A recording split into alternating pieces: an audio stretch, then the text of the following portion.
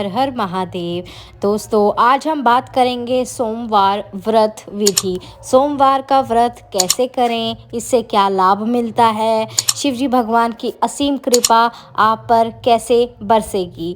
तो आपका आपके यूट्यूब चैनल स्मार्टिज्म डिवाइन में स्वागत है। तो चलो चलते हैं।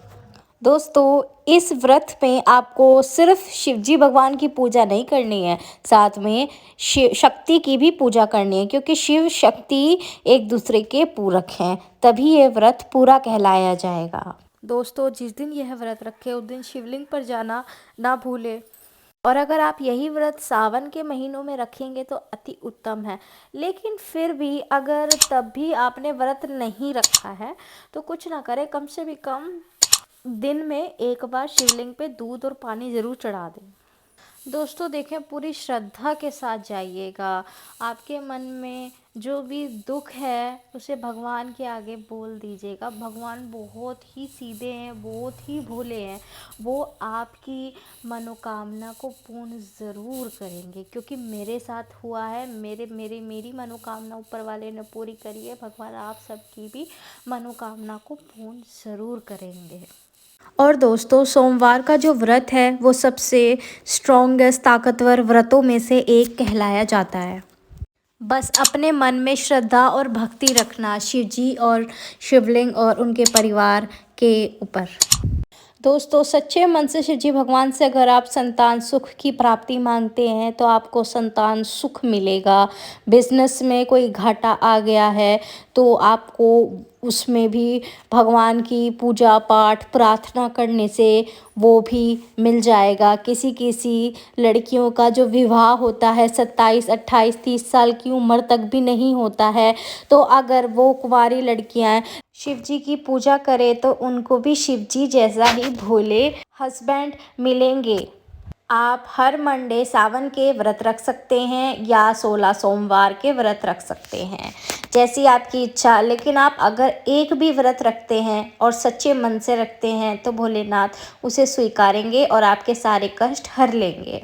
और दोस्तों, किसी भी लड़के या लड़की को अगर नौकरी नहीं मिल रही है तो वो व्रत रख के पूजा पाठ करके नौकरी हासिल कर सकता है, धन संपत्ति भी हासिल कर सकता है। आगे बढ़ते हैं। अब इस व्रत को कब से शुरू करें? तो दोस्तों, इस व्रत को सावन के महीने से शुरू कर सकते हैं। आप मंडे को स्टार्ट करें अगर, तो सोमवार को।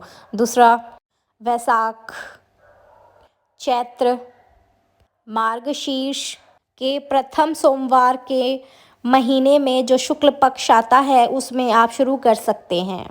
आगे दोस्तों, अब संकल्प कैसे लिया जाता है सोमवार के व्रत का? तो हाथ में आप जल ले लें, उसी जल के ऊपर थोड़ा सा अक्षत डाल दें, ठीक है। कहीं पर आपको अगर सफ़ेद फूल दिखता है तो उसी जो जल लिया है आपने हाथ में और अक्षत और वो सफ़ेद फूल, तीनों की तीनों चीज़ें अपने हथेली पे रख लें। और दोस्तों, सीधे हाथ की हथेली पे जल रख लेना, उल्टे हाथ की हथेली पे नहीं रखते हैं।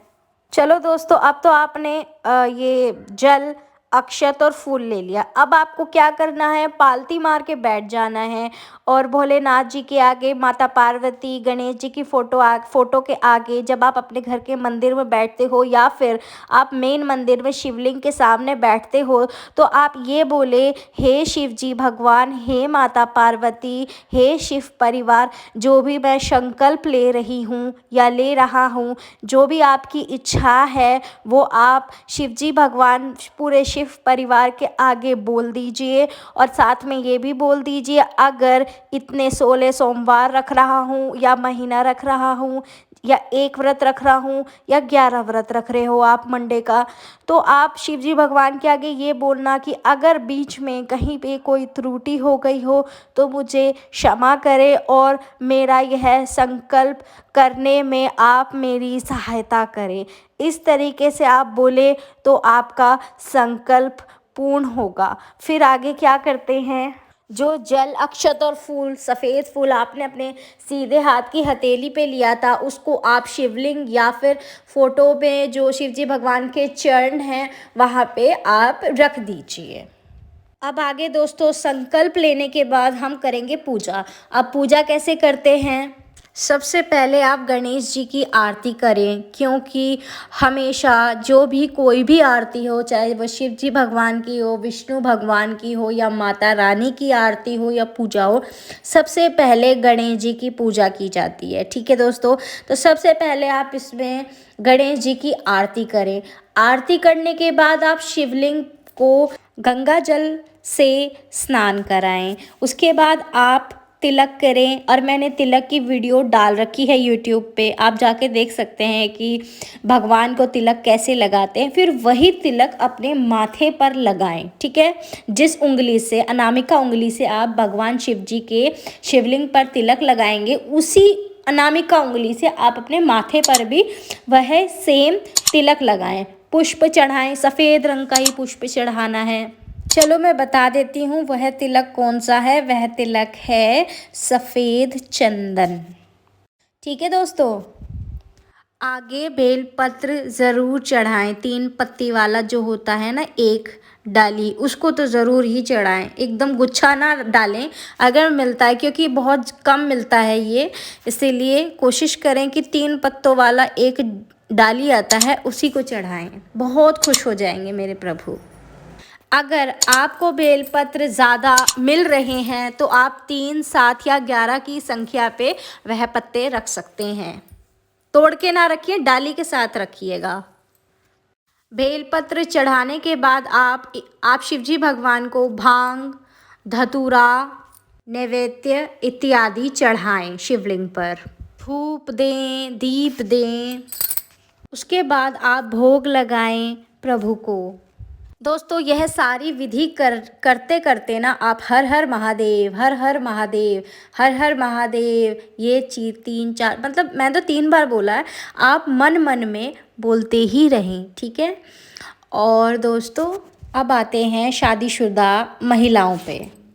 जो महिलाएं या पुरुष इस व्रत को कर रहे हैं तो वह सोमवार व्रत कथा अवश्य पढ़ें, उसके बिना काम नहीं चलेगा। व्रत अधूरा है। बहुत सारे लोग सोचते हैं कि हमने व्रत रखा, हमने भगवान के लिए कुछ खाया नहीं सारा दिन से, तो हमारा व्रत पूर्ण हो गया। नहीं नहीं, जब तक आप कथा ना पूरी पढ़ लें, कम से भी कम एक बार, 2 समय होता है, सुबह और शाम, लेकिन अगर आप सुबह ही सुबह अगर वो काम कर लें तो आपको 10 गुना फल मिलेगा। और जो शादीशुदा महिलाएं हैं, माता पार्वती को लाल रंग का सिंदूर अवश्य चढ़ाएं। मैंने आपको बार बार यही बोल रही हूँ, मैंने भगवान पर तिलक कैसे लगाएं, कौन सा लगाएं, मैंने इसकी वीडियो ऑलरेडी बना रखी है। मैं उसकी लिंक आपको इस वीडियो के नीचे सेंड कर दूँगी, आप उस वीडियो को अवश्य देखें। उससे आपको ज्ञात हो जाएगा किन देवी देवताओं को कैसे कैसे तिलक लगाना होता है। तो चलो आगे हम इस वीडियो पे आते हैं कि जब आप सफ़ेद रंग का चंदन शिवलिंग पर चढ़ाते हैं या फिर आप फोटो पे शिवजी भगवान को लगाते हैं, तो साथ ही में माता पार्वती को सफ़ेद चंदन ना लगाएं, उनको लाल रंग का सिंदूर लगाएं। और सिंदूर लगाने के बाद आप चुनरी भी उड़ा सकते हैं, और उनका जो पूरा श्रृंगार आता है वो भी आप रख सकते हैं, माता को उसको भी चढ़ा सकते हैं। और जब भी आप ये सारी चीज़ें कर रहे हैं तो मन मन में बोलिए जय अम्बे गौरी, जय माँ पार्वती, जय शेरा माता। आपको जो भी माता का नाम याद है, सारी माताएं तो सेम ही हैं, तो माता पार्वती का ही रूप है, तो आप किसी भी माँ का नाम लें, लेकिन मन मन में हर हर महादेव के साथ वो नाम भी लेते रहें। ठीक है। कोई कोई व्यक्ति बहुत बड़े भक्त होते हैं तो वो स्तोत्र भी पढ़ सकते हैं कथा कहने के बाद, और ओम नमः शिवाय उनका मंत्र है, उस मंत्र को जाप करते रहें सारा दिन। सिर्फ पूजा करने के समय ही ना करें, सारा दिन मन मन में उसका जप करते रहें। ठीक है दोस्तों, ये तो मैंने आपको बता दिया संकल्प कैसे लेते हैं, उसके बाद पूजा कैसे करते हैं, पूजा ख़त्म होने के बाद सारा दिन भगवान का नाम मंत्र जाप कैसे करते हैं। अब हम बात करते हैं कि इस व्रत में क्या क्या खाना चाहिए।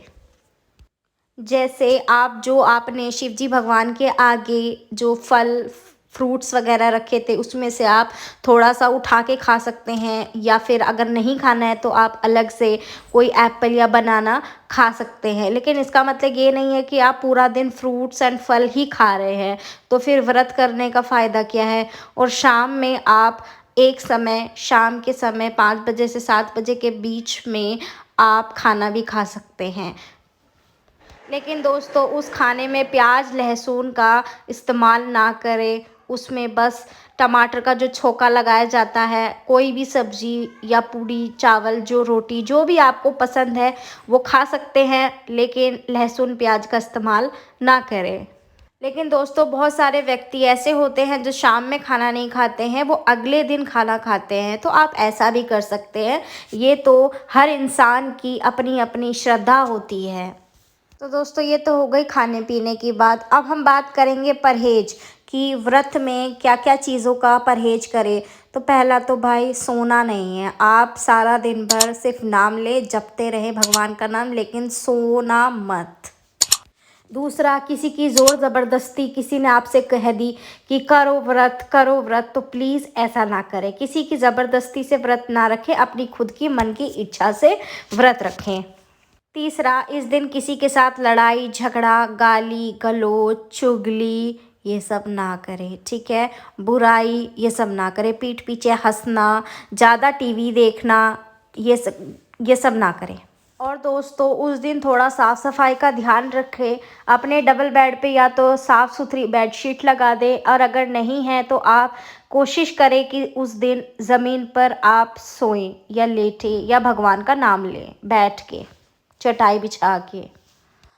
अब ये तो हो गई हमें कैसे रहना चाहिए। अब हम बात करेंगे उद्यापन की कि सोमवार के जिन्होंने व्रत रखे हैं 16 सोमवार या साल वाला सोमवार, तो वो अपना उद्यापन कैसे करें। आप जैसे ही नॉर्मल मंडे का व्रत रखते हैं, सारी विधि विधान के साथ पूजा पाठ करते हैं, भगवान को धतूरा तिलक फूल फल ये सब अर्पण करते थे, आप इस दिन भी यही करेंगे। बस एक चीज़ एक्स्ट्रा करेंगे, वो है दशांश हवन कराना। आप किसी पंडित के थ्रू भी करा सकते हैं और खुद से भी कर सकते हैं। और जब हवन पूरा हो जाए मतलब, तो 3 ब्राह्मणों को भोजन अवश्य खिलाएं। और दोस्तों अपने सामर्थ्य के अनुसार दान दक्षिणा अवश्य कराएं।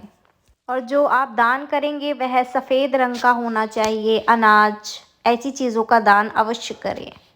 और जो कथा की किताब होती है, सोमवार कथा की किताब, उसका भी दान साथ में करना अवश्य माना गया है।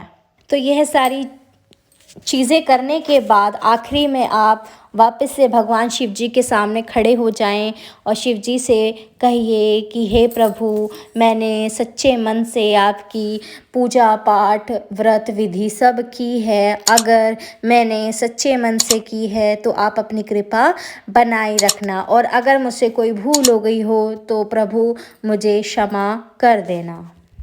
और इस प्रकार आपका सोमवार का व्रत पूर्ण होता है। तो उम्मीद करती हूँ दोस्तों, अगर आपको मेरा ये वीडियो पसंद आया हो, और जो लोग नए हैं चैनल में तो वो लाइक शेयर सब्सक्राइब करना ना भूलें। धन्यवाद। जय माता रानी। ओम नमः शिवाय।